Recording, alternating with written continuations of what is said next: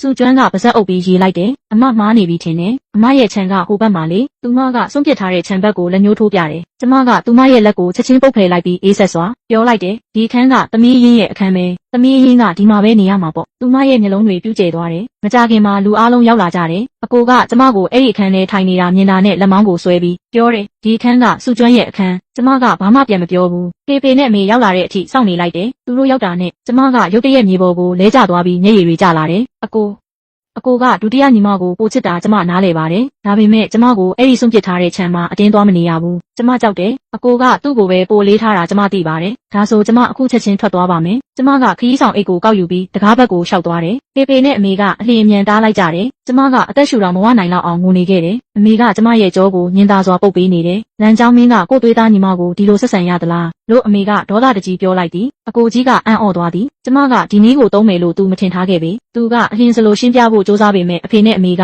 နားမထောင်တော့ပေ။အိမ်ထဲကလူတိုင်းသိကြသည်။အကိုကြီးကစုကျွမ်းကိုဘလောက်အထိအလိုလိုက်တယ်ဆိုတာကျမကဖြစ်ပျက်ခဲ့သမျှကိုအေးအေးဆေးဆေးပြန်ရှင်းပြလိုက်သည်။အဖေမျက်နှာချက်ချင်းမဲမောင်သွားသည်။ငါကအာရှင်းအတွက်အခန်းတစ်ခန်းစီစဉ်ပေးဖို့ပဲပြောခဲ့တာ။ပျက်စီးနေတဲ့အိမ်အိုထဲပို့ထားဖို့မပြောခဲ့ဘူး။အကိုကြီးကခေါင်းကုန်ထားယုံသာတက်နိုင်ပြီးဘာမှမပြောရဲတော့ဒီအချိန်မှာစုဝံကချက်ချင်းဒူးထောက်လိုက်ပြီးအဖေ